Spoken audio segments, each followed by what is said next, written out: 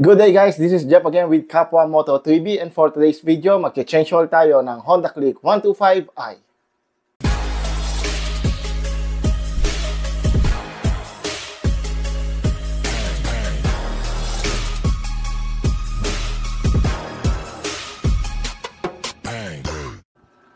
Okay guys, let's check the owner's manual. So ngayon, let's check here in the page 58. This one, yan.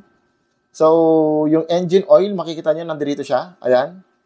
Dito, makikita nyo na puro R siya.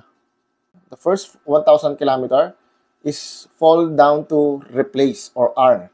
So, ito yung mga meaning pala ng kanyang abbreviations dyan or yung letters dyan. So, yung I means inspect, clean, adjust, lubricate, or replace if necessary. Yung R naman is for replacement or replace. And the C is clean. So, dito lang tayo magpo-focus muna dito sa engine oil, no? As you can see here, guys, if your Honda Click 125i is bago pa lang, the first 1,000 km na sinasuggest niya is to replace the engine oil tuwing 1,000 km. Then, ang sumunod nun is, as you can see, is the 6,000 km. So, meron lang siyang 5,000 km na interval. And then, yung sumunod naman niya, kung mapapansin nyo na, is 6, 12, 18, 24, 30, 36. So, every 6,000 kilometer na po siya. Ang question po, gumagamit po ako ng ibang langis. Pwede po ba natin siya paabutin ng 6,000 kilometer? Well, I don't think so na pwede. Kasi, base dito sa user manual, if we're going to have the page 75 and page 64 or 69, merong pamantayan si Honda when it comes sa langis na gagamitin para masunod natin tong mismong 6,000 km na to. So, let's check the page 75. The page 75 will teach you how to check your engine oil. And then, pero hindi natin yan ang gagawin natin. Dito tayo sa adding engine oil. Pero may nire-refer siya sa page 64. Ano ba yung sa page 64? Tingnan natin. So, this is it. Ito yung page 64, no? So, as you can see here, nandito yung pamantayan niya. Ito. Nandito yung pamantayan niya or requirements niya when it comes to putting engine oil sa Honda Click 125. Kailangan masunod niya ito. Etong lahat ng mga to. Yan. So, you can check na lang sa page 64. Okay? Okay, guys.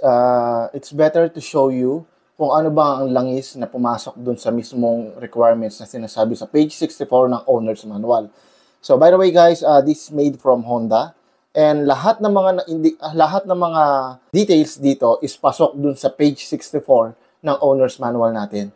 By the way, this is the new packaging of the Honda oil. No, kasi yung in-order ko is hindi ganito talaga. But the seller from Lazada, sabi niya sa akin nagbago na nga daw yung yung mga packaging niya at ito na daw lagi yung pinapadala sa kanila. Well, they assume na nagbago nga daw, and I don't have any research that I did for that, pero pasok naman kasi yung mga details na to, which is yon number 1 MB or MA, and then dapat meron din daw code dun sa taas. So, sabi dun sa owner's manual, pasok daw yon.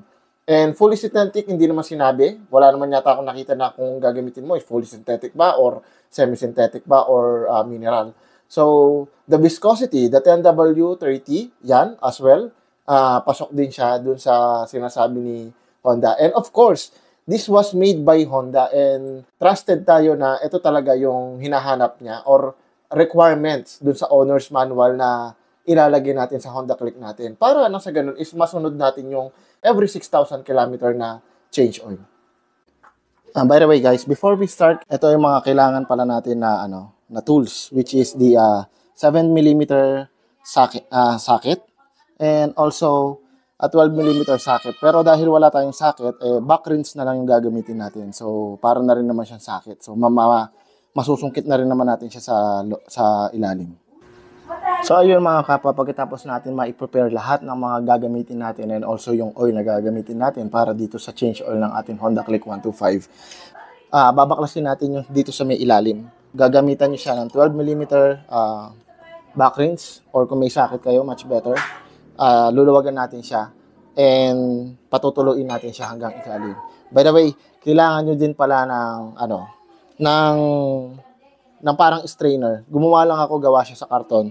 Tapos inilagay ko lang siya dito, tinape ko lang siya para na sa ganun hindi siya magdumi at mag-leak kung saan-saan. Kasi yung mismong tinutuluan niya, dumediretso siya dun sa center stand. Kaya medyo madumi siya pagka hindi mo nilagyan ng parang embudo. So, tara na.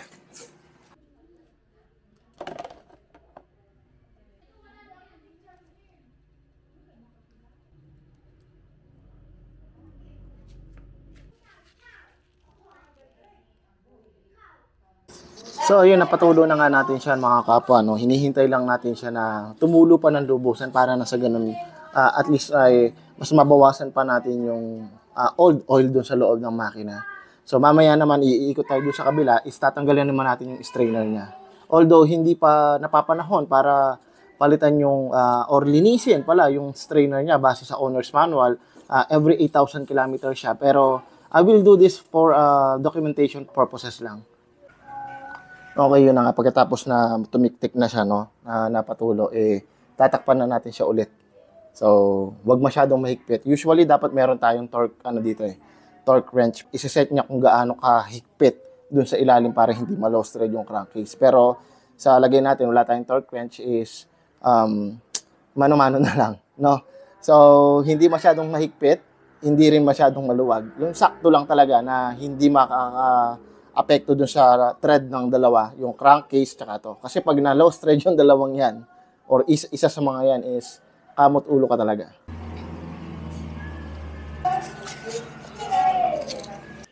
So yun, higpitin na natin siya.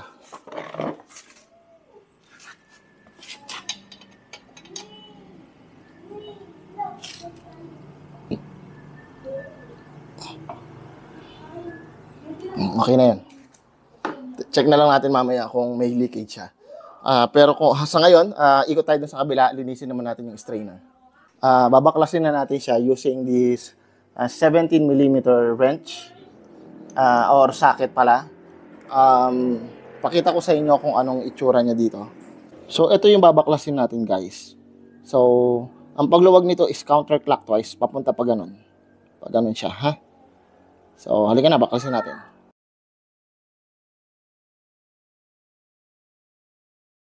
So, hindi naman to masyadong mahigpit, guys, no?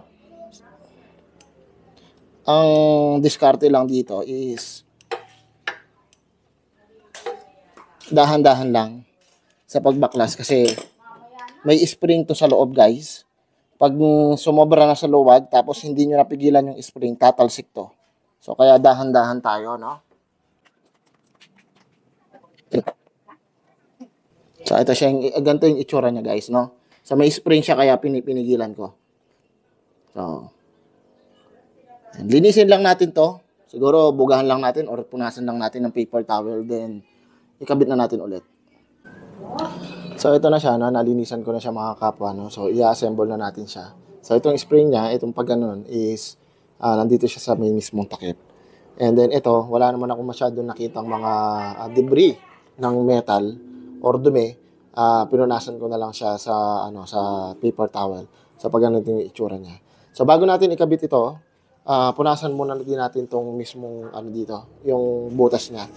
Using paper towel, no. Hindi ito tissue, guys, ha, na naghihimulmol.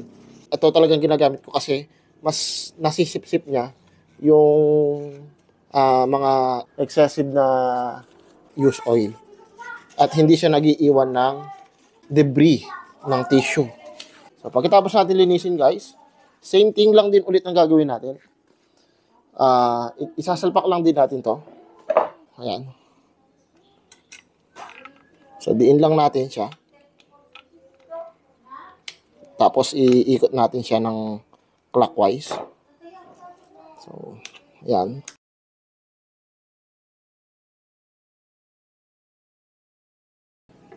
So, gaya nung kanina, wag natin masyadong higpitan kasi wala namang gaanong pressure ng langis dito.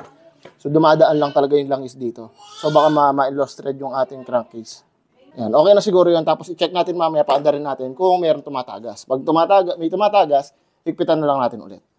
So, ayun, pagkatapos na natin na nahipitan yung doon sa kabila, umiikot naman tayo dito sa kabila para buksan naman ito. Linisin natin and then dito rin tayo maglalagay ng langgis. By the way guys, 800 ml lang yung kailangan natin, no? Since 100 ml to, kailangan natin magtira ng 200 ml. So, meron naman siyang sukatan dito. Ayan, makikita nyo guys, no? So, yun, hindi ko na siya masyadong sinagad sa 200 ml. Ayan, meron pang konti, mga ganun siguro sa 200 ml. Hindi ko na binuhos lahat dahil i-check ko muna siya, baka kasi mag-over oil na siya. So, yun na nga guys, pagkatapos natin siyang i-change oil, syempre, i-reset natin yung nasa dashboard niya.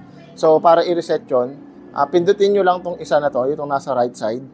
Then, wag nyo bibitawan, tapos, saka nyo sindiin yung susi. Pagkatapos nun, a few seconds, makikita nyo, yung oil change dun sa indicator dun sa dashboard, mawawala na. Kung nag-lit indicate, oil change na sa dashboard nyo. Pero sa lagay ko kasi, is mas maaga ako, bago dumating yung oil indicator na yon, oil change indicator.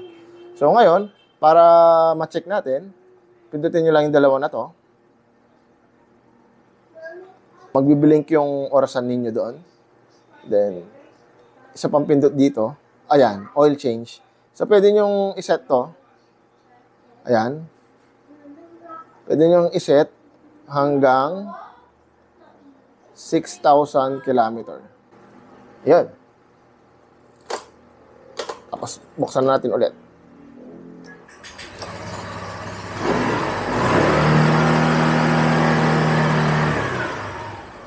So, yun na nga guys, natapos na natin i-change oil yung ating Honda Click 125i, no? I hope na marami kayo natutunan. And thank you so much for watching and have a nice day sa inyo.